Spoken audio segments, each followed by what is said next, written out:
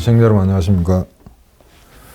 설 연휴 잘 보내셨죠? 한 5일 동안 공백이 있었는데 국내 정치는 딱히 말씀드리기가 없고 해서 오늘은 일본 이야기를 좀 해볼까 합니다. 지난번에 일본에 이제 기시다 정부가 발족하고 나서 시간이 좀 됐죠. 그래서 지난번에는 그 일본 총선 관련해서 그 동향을 잠깐 대표님과 같이 논의한 적이 있습니다만은 지금은 기시다 정부의 어떤 현재에 대해서 잠깐 설명드리고자 합니다. 그 일본의 정치 경제에 대해서 이야기하기 전에 그럼 이제 이렇게 되묻는 사람이 있을 겁니다. 너 일본에 대해서 얼마나 잘 아니? 이렇게 물으실 수가 있는데 제가 일본에 좀 살았더랬습니다. 성인이 되기 전에 중학교, 고등학교 걸쳐서 한 3년을 살았는데 아버지 직업 때문에 잠깐 이제 파견 근무하셨거든요. 그래서 동경이 아니고 오사카에 한 3년 정도 살았는데 그때 이제 많은 걸 배웠었고요.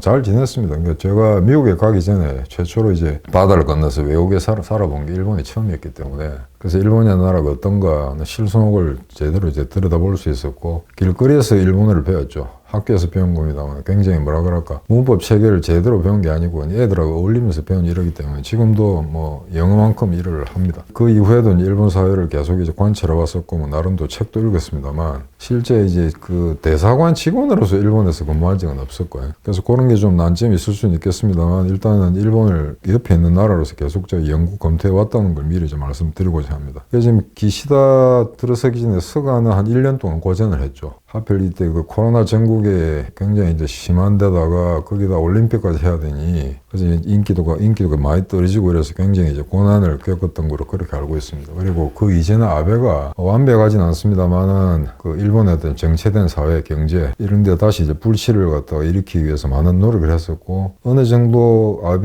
아베노믹스라는 게 이제 완벽하진 않습니다만 상당히 긍정적 효과를 이룬 건 사실입니다. 아베노믹스가 시작될 때 이후를 중심으로 해서 보자면 나름대로 일본 기업의 수주가 상당히 늘어났었고요. 그 다음에 이제 실업률도 많이 완화가 됐었고 그 실업률에 대해서 잠깐 말씀드리고자 하면 불과 1, 2년 전만 하더라도 일본에 구인난이 심해서 직업이 워낙 많은데 구인난이 심해서 난리다. 그래서 한 2년 전에 이제 한국에서 무려 3만 명 이상이 일본에 취직을 하고 그랬습니다. 그런데 그 이전에는 어땠느냐라면은 실업률이 실업률이 나았을 거라고 생각되는데 일본에서 기업하는 사람들 이야기 들어보면 이런 이야기를 하더라고요. 그래서 사람을 고용학업을 하려고 하는데 너무 젊은 애들만 쭉 뽑아버리고 나니 얘들을 갖다가 초기에 교육을 시켜야 되지 않습니까? 회사가 하는 일, 그다음에 회사의 경영 방침, 그다음에 어떤 특수한 아이템을 이렇게 팔기 위한 어떤 그 마케팅 전략 같은 이런 걸 일일이 다 교육을 시켜야 되는데 기존에 다른 회사 일하다가 이제 퇴직한 사람들을 다시 불러들인다든지 아니면은 다른 회사에서 일하는 사람을 우리 회사로 끌어당겨 가지고 고용을 시키는 게 훨씬 더 그 비용을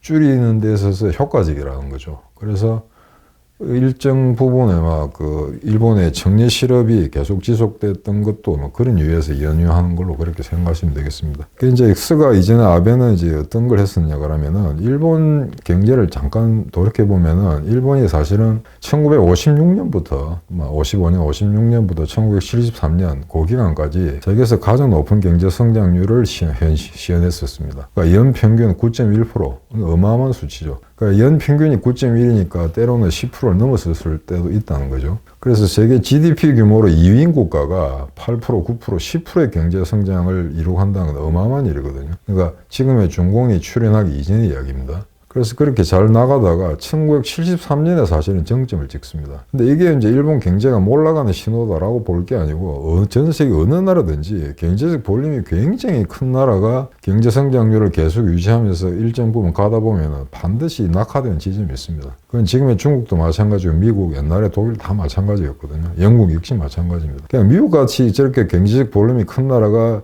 연간 3% 이상의 경제 성장률을 시현한다? 이거는 한국이 10%, 15% 하는 거와 마찬가지입니다. 그러니까 우리보다 경제 수준이 훨씬 못하는 라틴 아메리카나 중동, 그 다음에 동남아 이런 국가가 연 평균 8%, 9%를 시현할 가능성이 굉장히 높습니다. 경우에 따라서는. 하지만 어느 정도 이렇게 모든 경제 구조가 안정화된 고착화된 이런 나라에서 그런 소위 말해서 그 선진국들이 연평균 3% 이상의 경제 성장률을 시현한다. 이건 뭐 어마어마한 수치죠. 그래서 일본이 그런 고도 성장을 하다가 1973년에 처음으로 소위 말해서 그 사회적 그 안전망을 제시합니다. 그게 말하면 유럽식 복지 제도를 도입하는 거죠. 의료 체계라든지. 그게 완전히 이제 틀을 잡은 게 1973년입니다. 그런데 하필이면 1973년에 경제 성장률 이제 정점을 찍고 그 밑으로는 이제 계속 이제 하강하는 그런 추세였죠.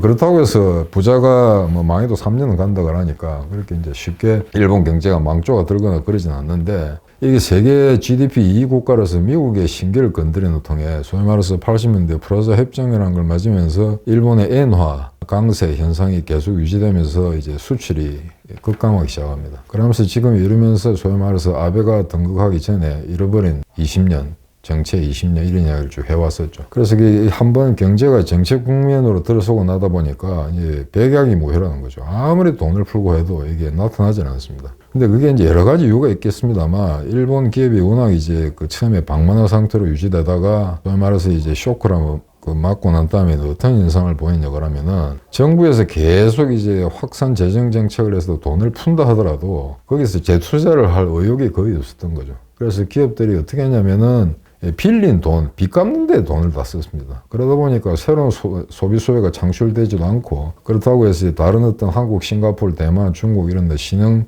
개발도상국들이 이제 세계 이제 시장으로 이제 편입되면서 과거에 일본이 누리던 그런 어떤 안전판이라는 거는 이제 많이 상실되어 갔었죠. 그래서 이제 GDP 2위 국가로서 미국과 EU와 같이 하나의 복지국가 시스템으로 들어가는 그 단계에서 일본이 이제 경제 위기의 징후군을 만나게 되는 겁니다. 그래서 그게 쭉 이어져 오다가 아베가 이거 도저히 이래가면 안 되겠다, 뭔가 제2의 도약이 필요하다라고 해서 만든 게 이제 소위 아베노믹스인데, 뭐 보면은 아베노믹스의 골자를 세 개로 말씀드리면은, 하나는 이제 양적 완화란 뜻입니다. 지난 20년간 이제 세계 경제를 지배했던 화두 중에 하나죠. 그 다음에 이제 적극적인 이제 재정 적색, 뭐 돈 푼다는 이야기입니다. 그 다음에 이제 규제 완화. 일본이 사실은 그 규제가 굉장히 까다롭습니다. 그 소위 인허가, 이제 복잡한 인허가 제도 이런 것 때문에 아마 미국이나 유럽 국가들이 일본 기업들하고 이제 거래를 할 때 소위 말해서 그 비관세 장벽이라는 거, 그게 일본만큼 많은 나라가 없거든요. 그래서 그게 과거에는 일본 시장을 보호하는 하나의 안전판이 되었을지는 모르겠는데,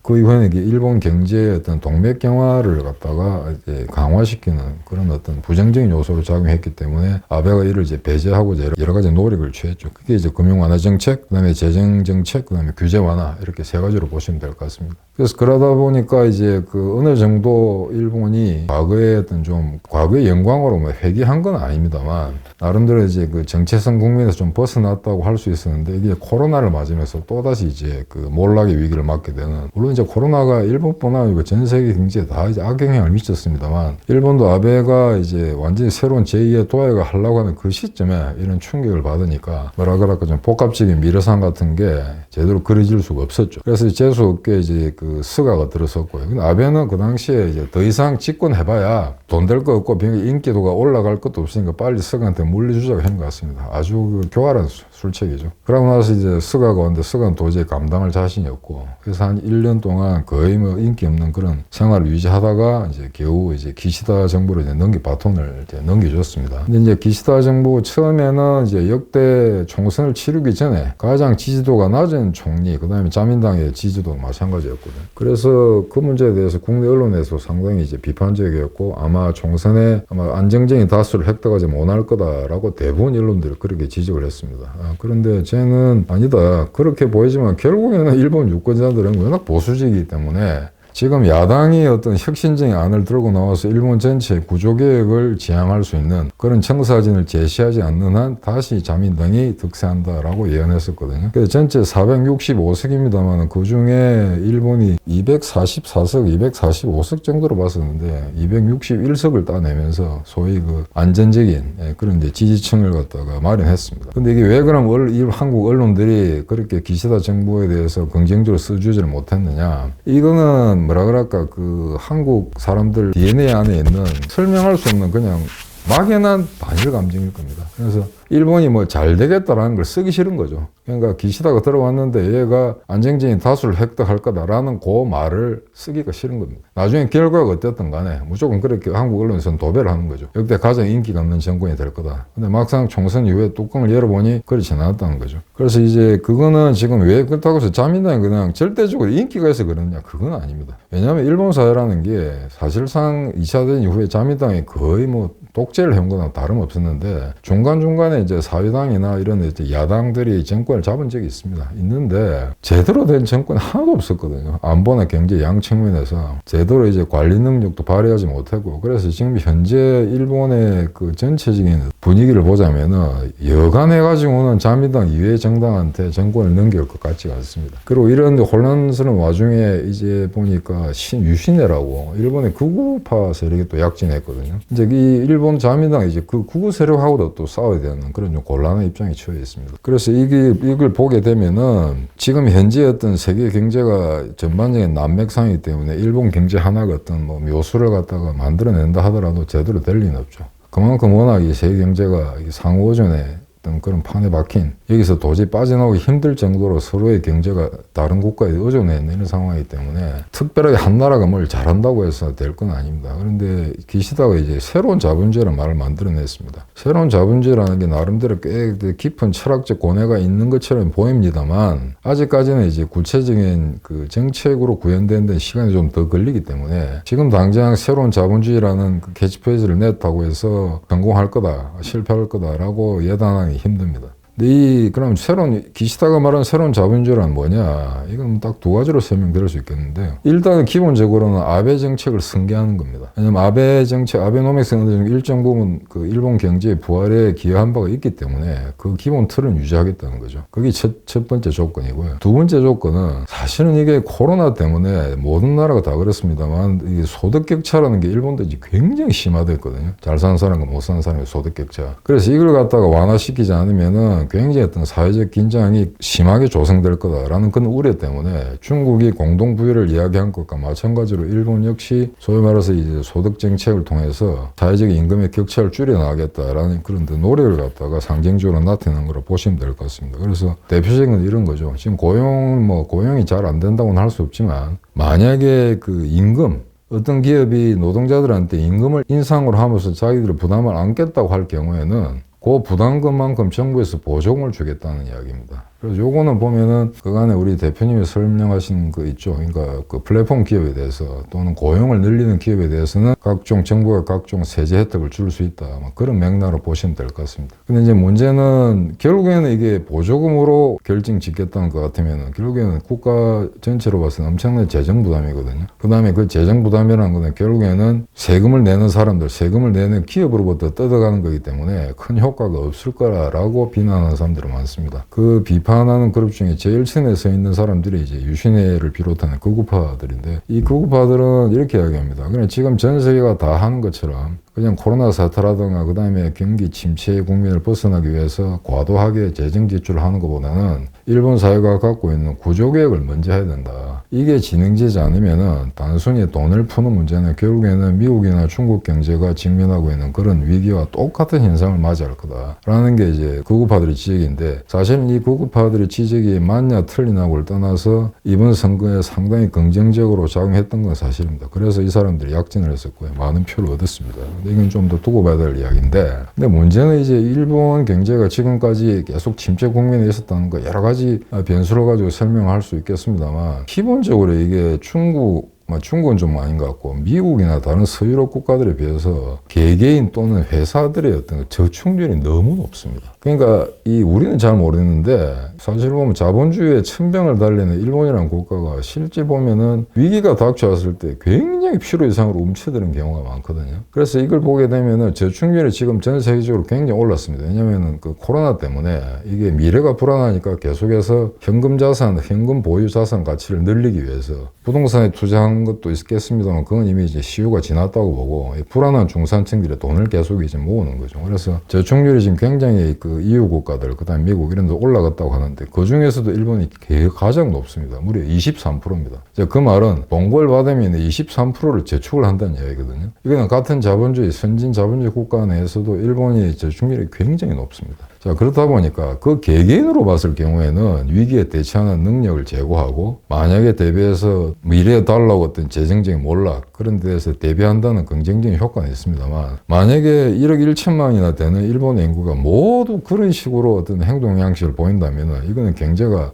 정말 동맥경화 현상의 가치일 가능성이 많거든요. 미국 같은 경우에는 GDP 한 70%가 개개인의 소비에 의해서 달성되는데 일본 같은 경우에는 그 수치가 굉장히 낮죠. 주로 무역이라든가 또는 뭐 내수를 통해서 경제가 지속적으로 발전한다고 합니다만 이 일본 사회가 갖고 있는 개개인 또는 회사체들이 갖고 있는 저축률의 어떤 경향 이런 걸 보시게 되면은 이렇게 돈을 쓰지 않고 돈을 아끼게 되면은 그 사회 경제가 제대로 원활하게 돌아갈 수 없다는 거는 잘 아는 사실입니다. 그래서 이런 어떤 소비 행태, 그 다음에 일본 사회가 오래 갖고 있는 어떤 구조적인 내용, 이런 걸 제때에 개선하지 않으면은 계속해서 이제 파편화된 그런 정책 가지고는 일본 경제를 되살릴 수 없을 거다 하는 게 지배적인 시각 같습니다. 현재로서는. 그래서 지금 기시다 정책을 말하는 이게 새로운 자본주의라는 거는 일단은 성장과 분배의 균형을 이루겠다. 이렇게만 생각하시면 될 것 같습니다. 그게 구체적으로 어떤 형태를 부를지 모르겠습니다만 신자유주의로 대변되는 일종의 완전 자본이 독주하는 그런 사회가 낳은 어떤 병폐 이런 걸 갖다가 임금 격차 해소를 위해서 어느 정도 완화시키겠다는 거죠. 그 방향은 뭐 기본적으로 저는 옳다고 생각합니다.